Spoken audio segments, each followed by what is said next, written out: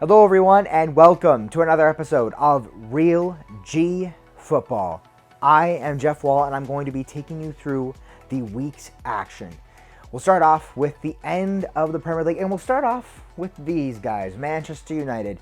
As many of you know, as many prideful Manchester United fans might disagree with, I do not believe that Manchester United as a squad, as a team, maybe even as a club in general, are really ready for a Champions League competition. I understand it brings in money, but Manchester United realistically does not need much money. We don't really need extra funds. We also could have maybe potentially gotten in there a different way. I think that third place finish is going to bring so much criticism, by the way. That's a prediction, by the way. Every single missed shot from a great player like Anthony Martial, Marcus Rashford, every time Bruno Fernandes doesn't have 2 assists in a game, every time Paul Pogba doesn't have 3 goals and 2 assists in a game and dribbles past 10 people looking like Ronaldinho out there, and every time David De Gea doesn't make a fantastic save, there's going to be so much criticism on us, guys, because we finished third, we overachieved, because the rest of the Premier League wasn't really up to snuff this year. The whole league really wasn't. And while I'll admit Manchester United did overperform a little bit, and I am super happy about the performances of players individually, I'm actually very impressed with Ole because, look, I do trust Ole to do some great things, but I just think at the moment, I don't know if he's really shown that he can be a manager like the caliber of Jurgen Klopp, the caliber of Pep Guardiola, or maybe even the caliber of Mauricio Pochettino. I'm really just not sure about that just yet. Look, I'll say it like my guy Stormzy says, prayers up, in Ole we trust, but I am not sure that we're quite there yet. I'm not sure that third place finish is really, as they might say, deserved. But either way, the players worked hard, Ole worked hard, everybody did their job, and we got to third place. We got into the Champions League, and we're there regardless. We also still have to deal with the Europa League coming up. Personally, I think we should be doing what Ole has done this entire time, which I really back, is just playing the youth squads and playing the other players and seeing what he can get out of them, and even maybe just using those performances to help them move on from the team if they don't really have a place in the Manchester United squad. That's good for the team, and that's good for the players as well. If someone like Fred, maybe he thinks he's really good, he's had a great season, a rebound season, maybe, just maybe, he can move on. And you know what? I would be happy for him if that sort of thing happened for him, and we can finally start really investing in more youth. And that is one thing that I am super, super happy about, once again, with Ole Gunnar Solskjaer and what he has done with the club. But the game against Leicester, guys, it was confusing, to say the least. But at the same time, I think it confirmed another thing about the squad of Manchester United, that the players, they just look tired, man. They look exhausted. They have been through it with Jose Mourinho these past couple seasons. The Europa League doesn't help. There's so many games to be played, and you don't need any more to be tacked on there. Mourinho didn't really change up the squad too much in terms of dropping players to allow them to rest. Ole hasn't really done that either, and you're really starting to see that. I think we came out flying during the restart. The players worked their butts off, man. They tried so hard. But I think the style and the fact that there hasn't been a lot of time for the players to rest and recuperate has really, really drained them. I think mentally, they're back. I definitely think that they're a little bit less stressed for sure. I think you can see that this club looks happy. They look happy once again, and I'm really happy to see that as well. Before we move on, though, please make sure to like and share this video with your friends who love talking about the beautiful game just as much as you and I do. And, of course, subscribe to Lingo Sports for more great football, basketball, and MMA content, where we always have you covered. Now let's get back to it. But overall, I think that the team really didn't need this Champions League. I think that this game against Leicester, they've really fallen off the map. They really have. Speaking of someone who did fall off the map, as much as I love him, Jay Lings got a goal. I am so happy for him, and man, what a way to cap off the season. But man, Leicester, they just fell right off after a great start. They had that just incredible 9-0 win, 9-0 versus Southampton. Southampton, which is a really good team, 9-0, incredible. But they really just couldn't keep up for some reason. And as a result, no Champions League for them. We'll see if they can maintain that going into next season if they don't get another great player to add to a really good developing squad. As for the other guys, Chelsea, they beat Wolves. And Wolves will have one more chance in the Europa League. In a Europa League, which I think is really stacked. You still got Inter in there. You got Leverkusen in there. There's a lot of good teams in there that can really, really trouble them. And of course, we have to get to it. Manchester City, Kevin De Bruyne equals the assist. I really thought he was going to do it, guys. I really, really did. I really thought Kevin De Bruyne was going to break that long-standing record. But man, it has been long-standing for a reason. Thierry Henry's 20 assist season. Incredible, man. Obviously, he did a lot more than that, scoring 30 goals in the season. And you know what? Kevin De Bruyne, regardless, though, had a great season with a Manchester City team that really was massively inconsistent, really underperformed, and he was the shining beacon of hope for Manchester City fans. He was phenomenal. In my opinion, the best midfielder. And by the way, guys, if you haven't seen it yet, I did a video, a feature on the Ballon d'Or, the 2020 Ballon d'Or that was canceled. And you can find that in the description right up there. You can see who I picked for the Ballon d'Or winner. Many people think it should have been KDB had the awards gone on, or Robert Lewandowski, or Lionel Messi, or maybe a few other guys. But I gave my nominees. I handed out my vote for the Ballon d'Or 2020. You can find that there, and in the comments below, you can get at me and let me know what you think of my decision. And of course, there are those guys, you know, Merseyside, Liverpool. They had a great season. They couldn't break the centurion mark. They couldn't do it. It really looked like they were going to do it. They really, really did.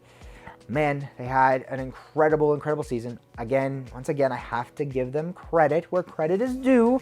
I can't let my bias cloud my judgment, and I will not allow it to do that. They've had a great season, full of amazing players, an exciting team. Happy for that city. You know, it's always tough when you have these diehard fans who want to see their team win, maybe just one more time, just once in their life kind of thing. And they finally did it. They broke that 30-year spell. No league titles. They finally got one. An incredible season. An all-time Premier League team. Wow. Incredible. Still lost 3 times. Still couldn't get to 100 points, but that's okay. You guys did it. But there was some sad news this past weekend. Unfortunately, like Norwich City, Bournemouth and Watford will be joining them in the championship after a long run in the Premier League. For both teams, I don't think anybody expected them to both have the success that they did in the Premier League for so long, but they finally went down. It was a little too much to handle, and they will be in the championship. You wonder if Eddie Howe, a great manager like that, will maybe move on to another team. Maybe will he stick with Bournemouth like he has his entire career because he's so tied to that club. As I've always said, I would really like to see him at Manchester United, but I don't see that happening, especially with Ole doing as well as, again, as it seems like he has done. I am not sure that a manager like Eddie Howe couldn't do a lot better, to be completely honest with you. But that is up for debate, my fellow Manchester United fans. But as those two go down, Aston Villa managed to stay up, and it did not look like that at all. It looked like they were headed straight back down after spending so much to try and stay up in the Premier League. They just barely do so. They stay up in the Premier League thanks to a goal from Jack Grealish that still managed to get them a point, a draw with West Ham. We will see, though, if Grealish will stay with his boyhood club. And some of the big news this past weekend was Juventus winning their 9th straight title. Unprecedented 9 straight titles for Juve. But we had our Lingo Sports Juve fan, Sandra Bland, join us, and we'll talk to him now. What's going on, everybody? We are now joined by a real G, the man who makes the best basketball content on the planet. If you don't know him, now you know him. His name is Sandra Bland, but we just like to call him S here on Lingo Sports. S, our resident Juve fan. Yeah. How are you doing? I'm good, man. I'm a little hyped up after that intro, so I'm feeling good, feeling great. That's awesome, man. Hey, look. We got to talk about what might bring you down a little bit because, you know, privately we've talked about this. Yeah. The disappointments of a giant in the football world, Juventus. Sorry. Man, oh man, you have not been too high on this guy. No. So I guess I'd like to ask you, you know, Juventus seems to be all in. Italy seems to be all in, right? Because, you know, that's the team. Right. But Would you like to see him go through all 3 years of his contract? Or I know. I'll tell you now. No way. Absolutely not. Look, I was for this earlier. Like, look, what you think of what Chelsea has done under Frank Lampard this season, right? And how successful they've been. Sarri already had all the tools that he did. Like, it was all there for him, but it was just him that wasn't succeeding in Chelsea. You go to Juventus, all the tools are there for him. You have Cristiano freaking Ronaldo. You have Paulo Dybala. All these players. De Ligt, obviously injured, but still coming. And it's supposed to be a new regime. It's supposed to be dominance. It's supposed to be the greatest thing we've ever seen in Italy. And disappointment again. Sarri just does this with his teams. That's point blank. That's exactly what I think. And even when we were supposed to hire him last year, I think it was September, we ended up hiring him. I said this is a horrible choice. Sorry, not sorry. Do not pick him. That was my thing for him.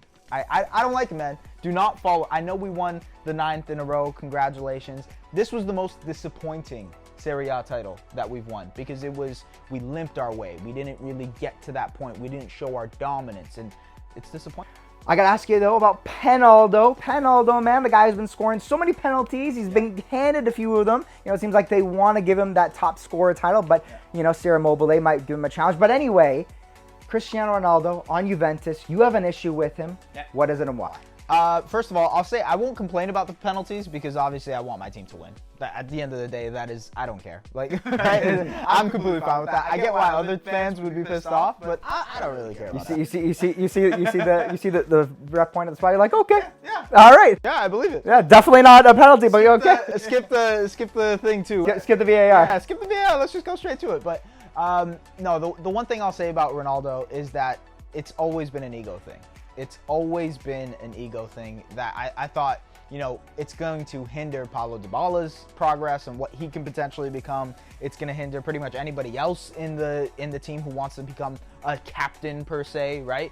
And I think it really is that him and Sarri are, it seems at least, that they're kind of at odds. Like they don't see eye to eye when it comes to what the team should be doing, what kind of expectations, what formations, what everything, right? I just think that's a really, really big elephant in the room, is that you've guaranteed your time, you've invested in this old guy by the name of Cristiano Ronaldo. Yeah, sure, he's still great, he's still athletic, he still gets penalties, but I just think that you've invested in a guy that isn't necessarily invested in what you want for this club, right? He's not a club man.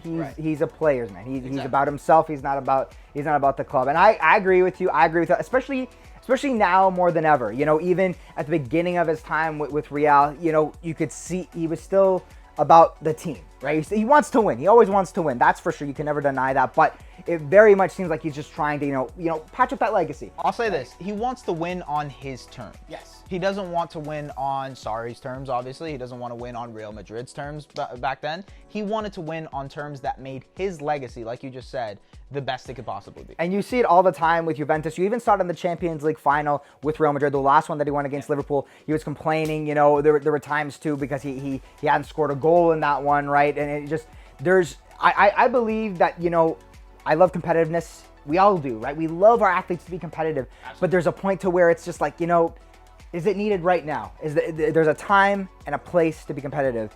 And Penaldo is just, he's wrecking it, man. He's wrecking it. Especially because when you think of Juventus, you think of this, the structure-oriented club that is all in, all this focused thing.